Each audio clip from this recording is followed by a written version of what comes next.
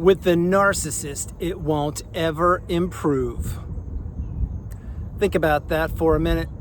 So you're learning about narcissism. You're also learning about yourself, mindset, what empathy is. You're also learning that the narcissist misdirected you and they took your energy and they harnessed it and used it for themselves. One more thing you're realizing is that the narcissist doesn't care about you. They've never cared about you. They don't love you. They have no love. They wanted to steal your empathy from you. And this is why it will never improve when you're with the narcissist. You see, the narcissistic abusive cycle, it goes around in a circle, in a loop, just like that. The beginning of the loop is the love bomb or the euphoric stage. That's when things appear to be too good to be true because, well, they are too good to be true. Once the fangs are sunken into the target by the narcissist, enter the devaluation stage. The devaluation stage is the longest part of the relationship. That's the body of the relationship. That's when the narcissist is really extracting all the energy and the resources from the target. Third part of the narcissistic abusive cycle is the discard or the ending of it. Not everyone gets discarded, but each and every narcissistic relationship, of course, has an expiration date. The third part's the ending.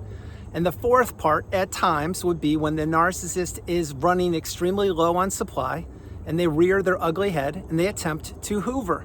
What is a hoover, you may ask? A hoover is not just a vacuum cleaner. A hoover is when the narcissist is trying to lure a person, which possibly was you, into communication. A hoover does not mean that the narcissist wants to get back with you.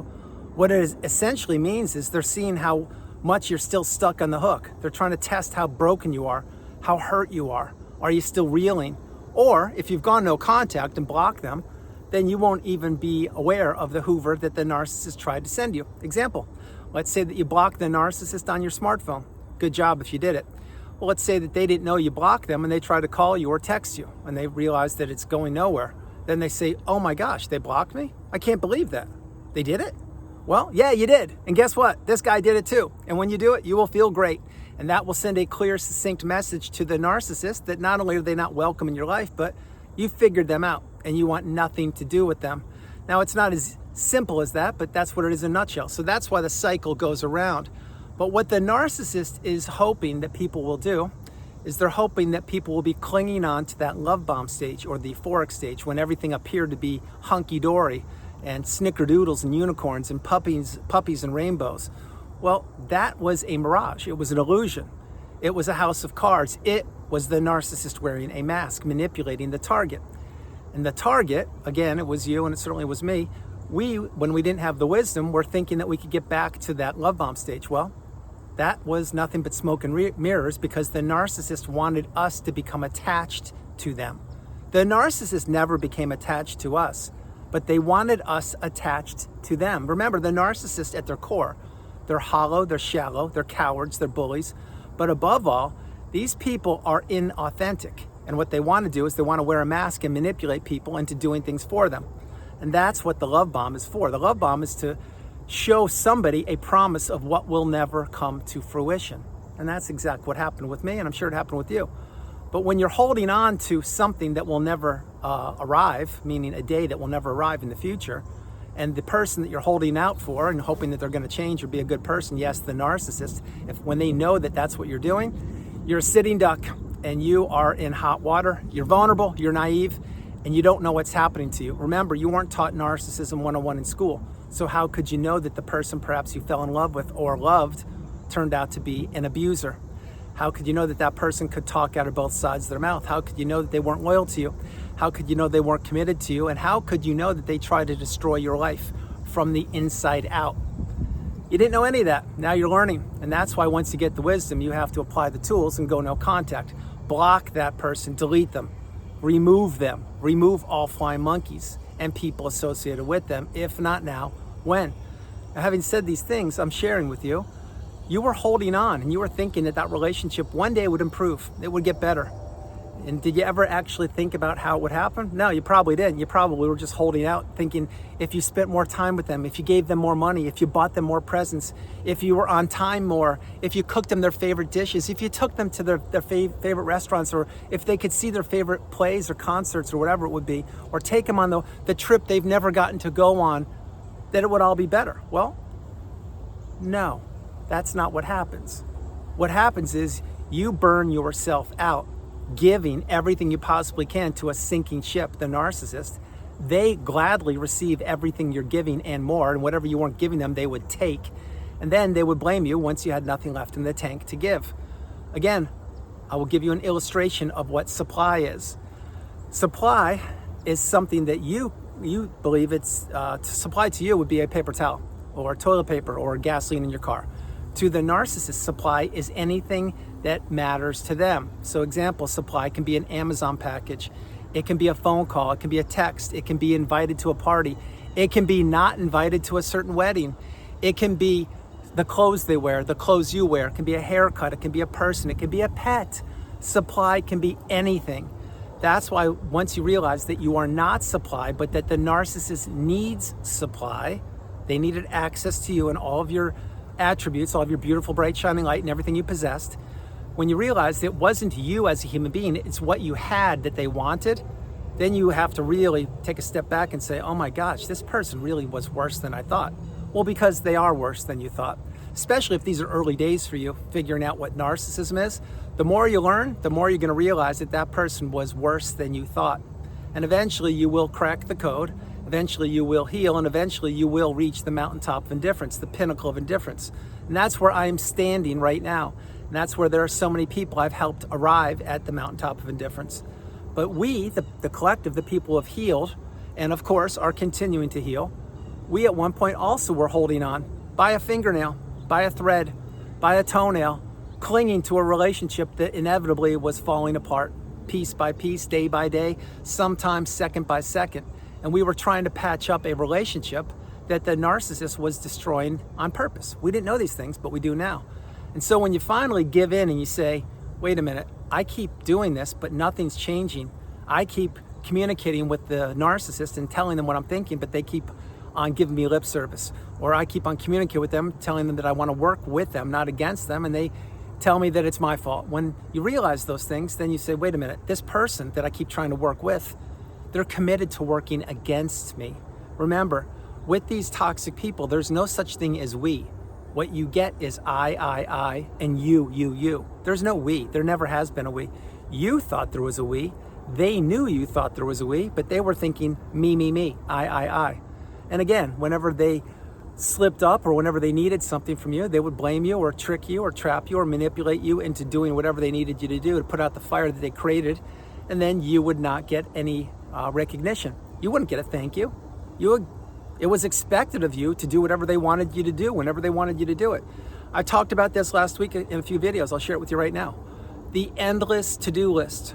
Many of you want to know what an endless to-do list is. Well, let's break it down. What is endless? Endless means it's something that keeps going on and on and on. What is a to-do list? It's a list that you have to do today. Example, I have to put gas in the car, I have to get a haircut, I have to do laundry, I have to cook, I have to go to the grocery store, I have to pay bills, all these kind of things. And those are only day-to-day things. It's not even counting higher level things. But the endless to-do list is what the narcissist presented to you, gave you with this. Here's your endless to-do list. And they said, accomplish it, finish it, figure it out. And when you're done, I'll give you 3 more. And when you're done with those, I'll give you 5 more. That would never stop because you were on the payroll, but you were paying to be on the payroll. You weren't being paid a dime. Your whole life was falling apart, left, right, and center. You were being peppered with abuse every minute of the day.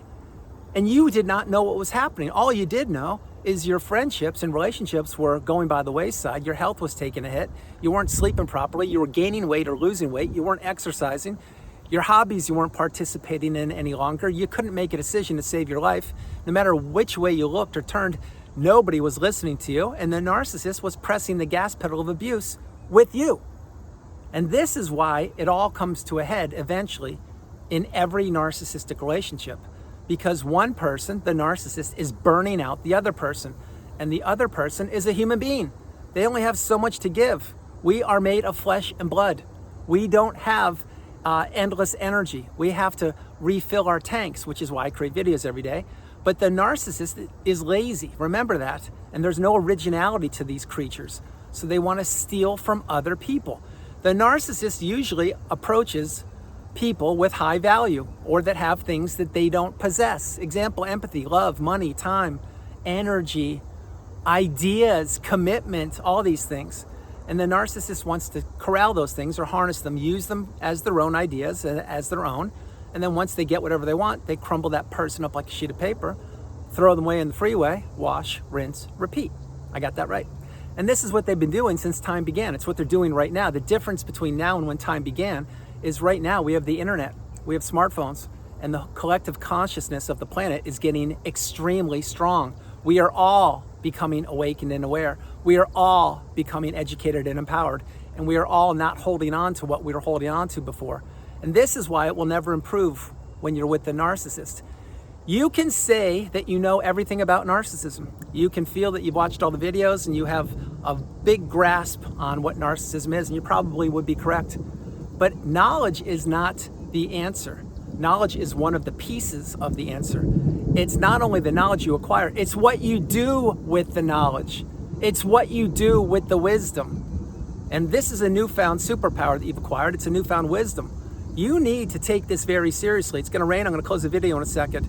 You need to understand, if you're in a relationship right now with a toxic person, 1 second with that person is 1 second too long. You need to get away from them. You need to get out of the cycle. You need to heal. You need to reach the pinnacle, the mountaintop of indifference. And you need to understand that you are the priority, that you come first, second, and third. There's no room in your life today, tonight, or tomorrow for toxicity. So break the chains, cut the 4 ties, the emotional, the financial, the physical, and the spiritual tie. Cut them once and for all. Close the chapter of the book on the narcissist. Stop holding on to something that doesn't exist. Stop giving them the time of day and stop thinking they will change. They will never change. They know that. They also knew in the past that you thought they could change, but they were laughing, grimacing, smirking, and mocking, saying, yeah, you can keep on giving me all the money and the time. I'm not going to change. And I know it. And you are going to be punished for investing in me. That's what the narcissist says. So everyone, that's the video. I hope you liked it. I loved doing it from the about to be rainy Carolinas. This is Andrew. Namaste. Have a great afternoon, evening, or morning, no matter where you are on the planet. You're not alone. I love you all, and I'll talk to you tomorrow. A couple quick things. I'm getting a couple raindrops. You can probably see them on the video. But number 2, notice this. That is a beautiful pond behind me with not one ripple in it. Maybe you can see a ripple. I don't have the best vision, but maybe you can see a ripple there. But I wanted to show you that because that's beautiful. It's not that often I get water in the background of my videos other than rain, but I want to share this with you because I love this beautiful, abundant space. So my hope is you're having a great day or great evening. And remember, no matter where you are on the planet, you are not alone. You are not alone. I'm with you. I love you. We all love you. We're all here for you. And we are all in this together. Remember that. We are all in this together. So do your part. Insulate and protect yourself and those loved and trusted ones around you. Just like I've done. When you do your part, as I've done my part, we all get stronger. I love you all, and I'll talk to you tomorrow. Bye, everybody. Bye, you guys. I love you. Bye.